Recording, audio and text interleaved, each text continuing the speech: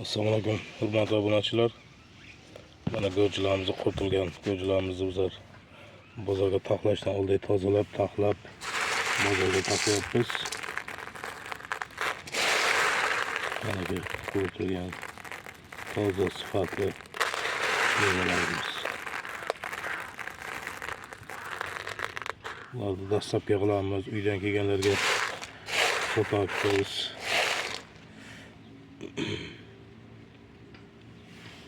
Mana shunaqa holatda bo'ladi qurtilgani. Asosan go'jining xususiyatlari bu immunitet ko'taruvchi, qonni suyultiruvchi, qonni tozalovchi, qon aylanishini yaxshilovchi, modda almashishini yaxshilovchi, ichaklarni tozalovchi, qabziyatni oldini oluvchi, hazmni yaxshilovchi, o't qopidagi dimlanishni oluvchi, o't qopidagi, buyrak qopidagi toshlar qumlargacha eritib tushiruvchi, jigarni yog'lardan, keraksiz toksinlardan tozalovchi xususiyatlarga egadir go'jimiz. Buni ichilish tartibi. Buni ertalab ovqatdan oldin 15 gram iste'mol qilinadi.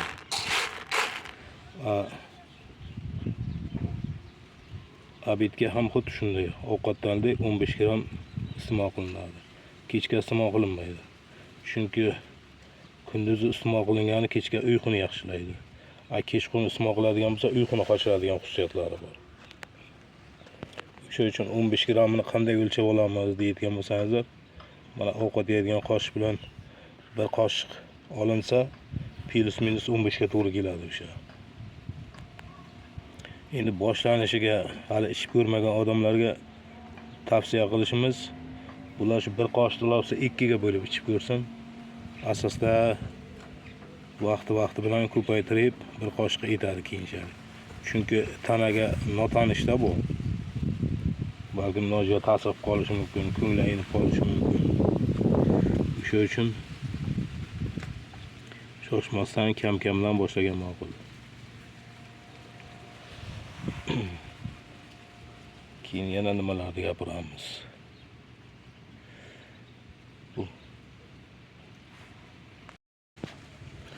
Ko'pchilik obunachilarimiz aytayapti, bu o'zi ko'zning nuri uchunmi, yo jigar uchunmi, yo qand kasalligi uchunmi deb.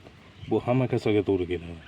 Chunki to'g'ri kelishiga sabab bu go'ji mevalarining kompleksli terapiya deyiladi. Ya'ni o'zbekchasiga yaxlit terapiya deyiladi.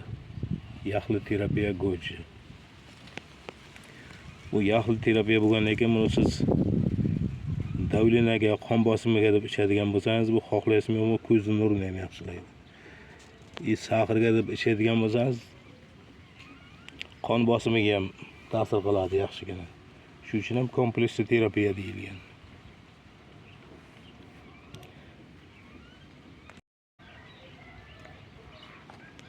Buni iloji boricha doimiy iste'mol qilib yurish kerak. Doimiy iste'mol qilganda ham sog'lom odam kuniga bir mal deyilgan. Ammo sahri bor, davlinasi, ko'zning nuri bular iste'mol qiladigan bo'lsa kuniga 2 mal. Kuniga 2 maldan iste'mol qilinishi kerak. Endi mumkin emas degan joylari ham bor. Kimlarga? Mana 3 yoshdan pastki bolalarga mumkin emas. Keyin homilador ayolga mumkin emas, emizikli ayolga mumkin emas. Temperatura qilib turganda mumkin emas. Keyin qizil narsaga allergiyasi bor insonlarga mumkin emas. Keyin mana oshqozonda yarasi bor, yemiroyi bor insonlarga ham mumkin. Faqat qon kelib turgan payti mumkin emas. Mana ayollarimiz ham fayz ko'rgan payti mumkin emas.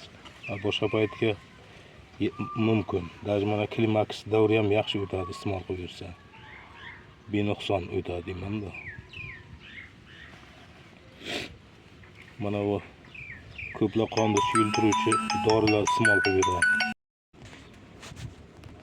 Bu yagida go'jimiz o'zi qonni shuttirish ham suyultirish xususiyati juda kuchli. Yaxshi suyultirib beradi qonni. O'sha sababdan ham qo'shimcha qon suyultiruvchi dorilar ichmaslik kerak. Agar doimiy iste'mol qiladigan bo'lsa, mana ayrim insonlarda bor. Mana bir tomondan insul olib turib yurolmay, oyog'i qiyshiq qolib, yo og'zi qiyshayib qolganlar bor. Tromb. O'sha tromblarni ham ochadi deyilganda. Kimnidir yuragida bor, kimnidir boshqa tomonlarda, oyoqlarida qonda tromb bo'lib turib, bir tomoni ishlamay qolganlar ham bor. O'shalarga ham iste'mol qo'yilsa, o'sha tromblarni ham ochadi deyilgan. Qiziqingizlar, yaxshi narsa ekan.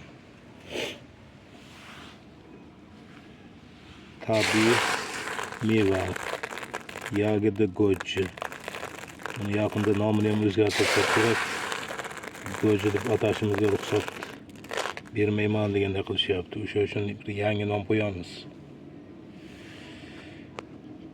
Mayli, e'tiborlaringiz uchun rahmat.